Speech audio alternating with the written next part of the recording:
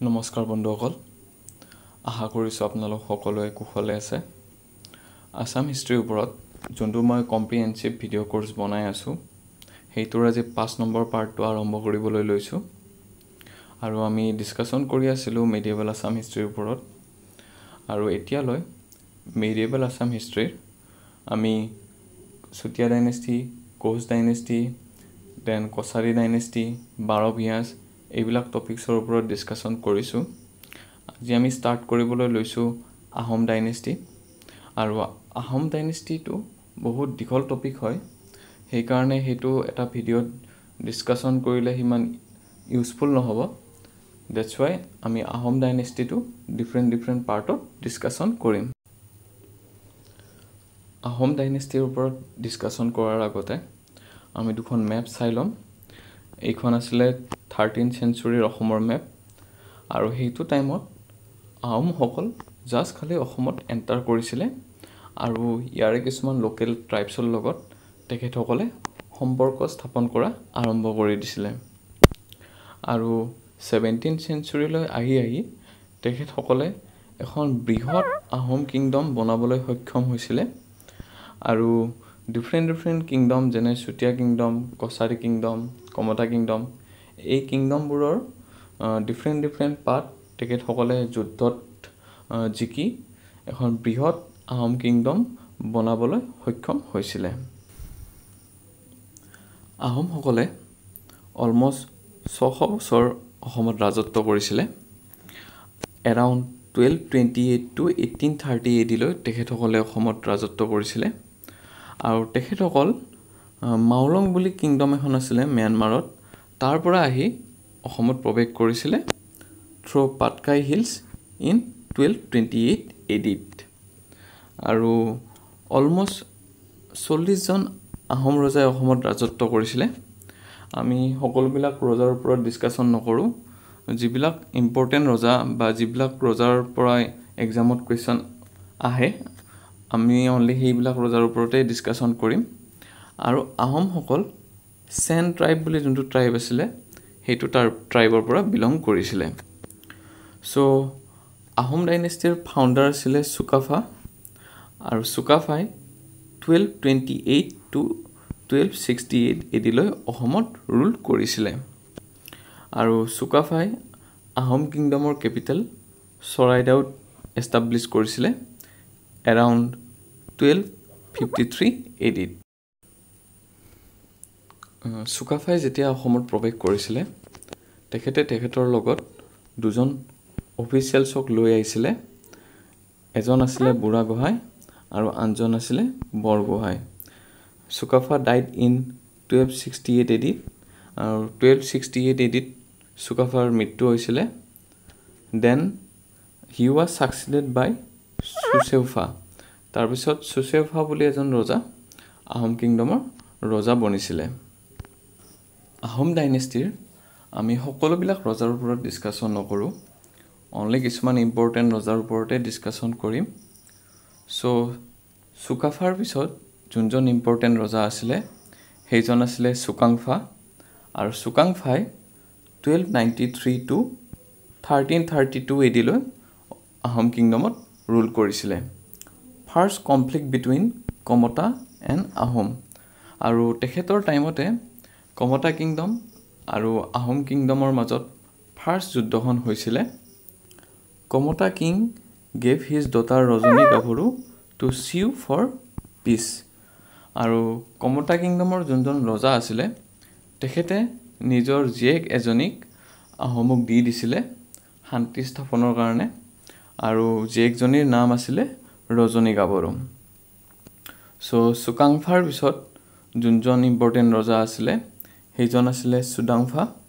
আৰু Sudangpha 1397 to 1407 AD লৈ আহোম কিংডমত ৰুল কৰিছিলে। আৰু চুডাংফাক বামুণী কোঁৱৰ হিচাপেও জনা গৈছিলে। Influence of Hinduism began in Ahom administration.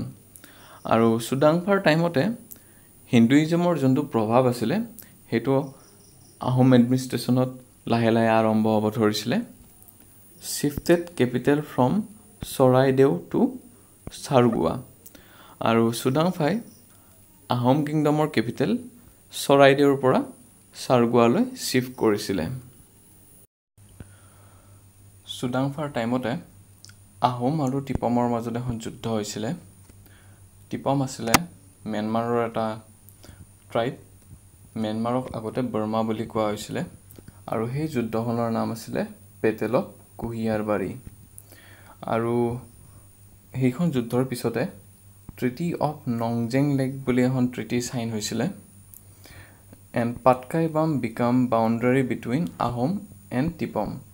আৰু সেই ট্ৰিটিখনৰ কাৰণে পাটকাইবামক আহোম আৰু টিপমে তেখেতসকলৰ কিংডমৰ বাউণ্ডাৰী হিচাপে ৰিকগনাইজ কৰিছিলে। চুডাংফাৰ পিছত যোনজন ইম্পৰ্টেণ্ট ৰজাই আহোম কিংডমত ৰুল কৰিছিলে সেইজন আছিলে চুহুংমুং।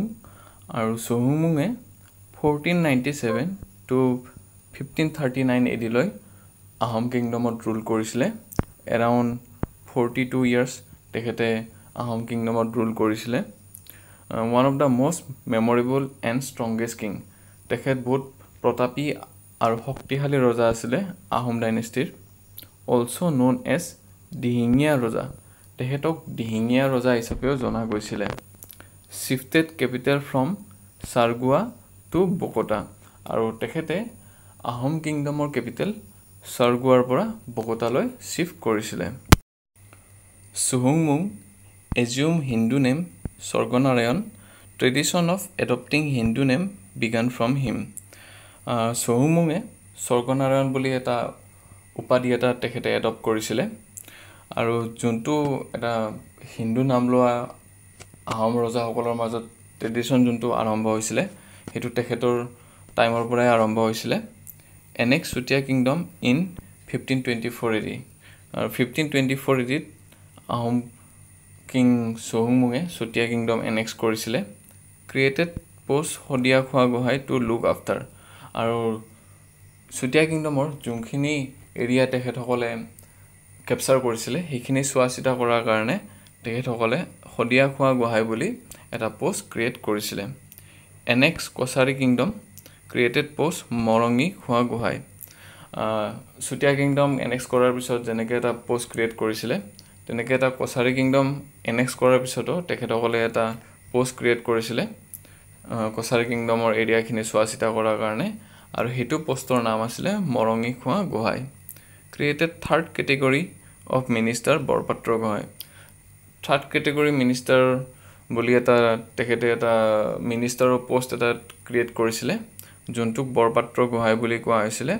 আৰু কনচেং আছিলে first Borpatra Gohain. First census conducted during the time of চুহুংমুং। চুহুংমুঙৰ টাইমতে ফাৰ্ষ্ট চেঞ্চাছ অসমত কণ্ডাক্ট কৰা হৈছিলে। Learn use of gunpowder from Mughal. চুহুংমুঙে গান পাউডাৰ ইউজ কৰা যোনটো টেকনিক আছিলে সেইটো মোগলৰ পৰা শিকিছিলে।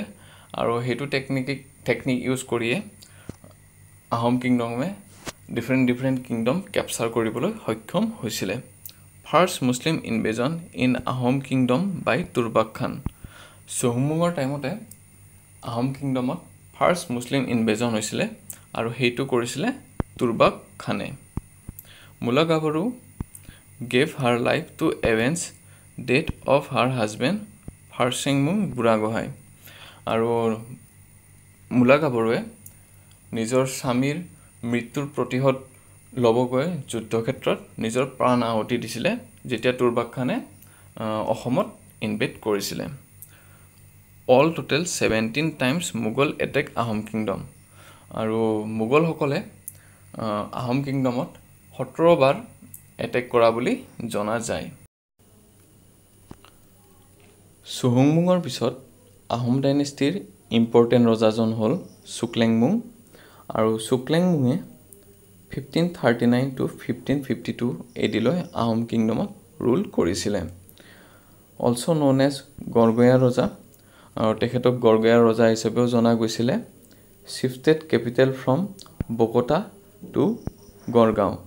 আৰু তেখেতে আহোম কিংডমৰ কেপিটেল বকতাৰ পৰা গড়গাঁৱলৈ শিফ্ট কৰিছিলে 1540 এডিত first Ahom king to strike coins আৰু তেখেত ফাৰ্ষ্ট আহোম ৰজা আছিলে যোনে মুদ্ৰা বনাইছিলে আৰু হেতু কৰিছিলে 1543 এডিত কনষ্ট্ৰাক্টেড গড়গাঁও পুখুৰী এণ্ড এ ৰোড নেম নগাআলি তেখেতে দুটা বস্তু বনাইছিলে ইম্পৰ্টেণ্ট এটা আছিলে গড়গাঁও পুখুৰী আৰু আনটো আছিলে নগাআলি এতিয়ালৈ আমি আহোম কিংডমৰ ফাৰ্ষ্ট ইম্পৰ্টেণ্ট ৰজা কেইটামানৰ কথা ডিছকাশ্যন কৰিলোঁ নেক্সট ভিডিঅ'টোত আমি আন কেইজনমান ইম্পৰ্টেণ্ট ৰজাৰ কথা ডিছকাশ্যন কৰিম এতিয়া আমি যিমানখিনি ৰজাৰ কথা পঢ়িলোঁ তেখেতসকলৰ ওপৰত কিছুমান কুৱেশ্যন ডিছকাশ্যন কৰোঁ চ' ফাৰ্ষ্ট কুৱেশ্যনটো হ'ল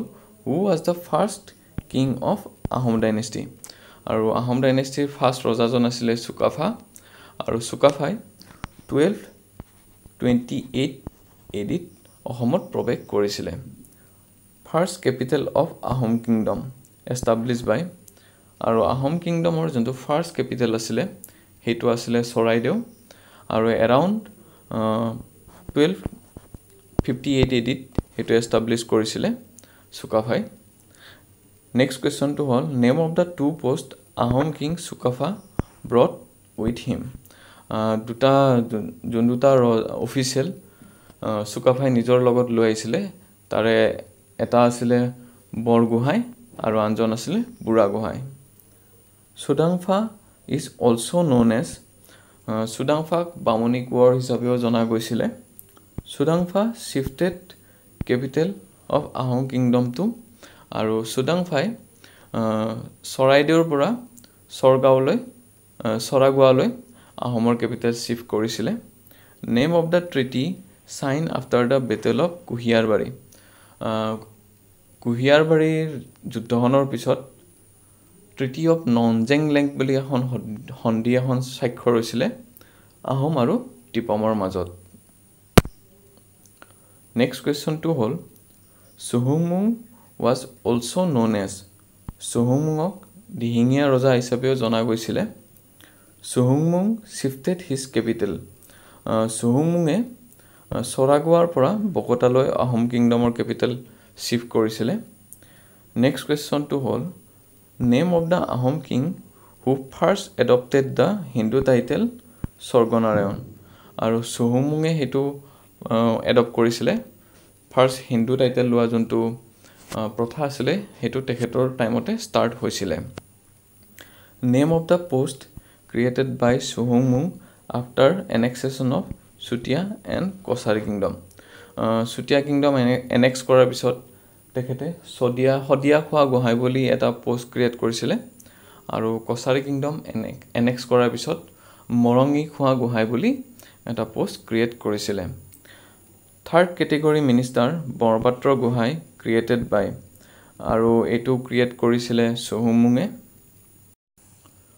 নেক্সট কুৱেশ্যনটো হ'ল ফাৰ্ষ্ট বৰপাত্ৰ গোহাঁই ৱাজ কনচেং আছিলে first Borpatra Gohain first Muslim invasion in Ahom kingdom বাই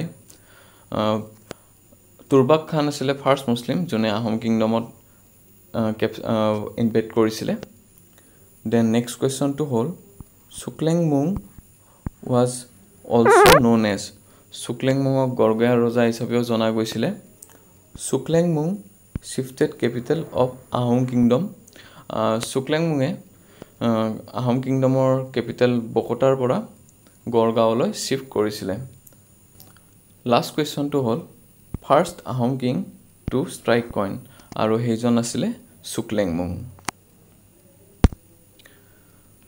যদি ভিডিঅ'টো চাই ভাল পাইছে তেনেহ'লে লাইক কৰি দিব আৰু যদি মই কিবা ইনফৰমেশ্যন ভুলকৈ প্ৰেজেণ্ট কৰিছোঁ কমেণ্ট ছেকশ্যনত মোক জনাই দিব এই ভিডিঅ'টো আপোনালোকৰ বন্ধুসকলৰ মাজত শ্বেয়াৰ কৰি দিব আৰু চেনেলটো ছাবস্ক্ৰাইব কৰি দিব ধন্যবাদ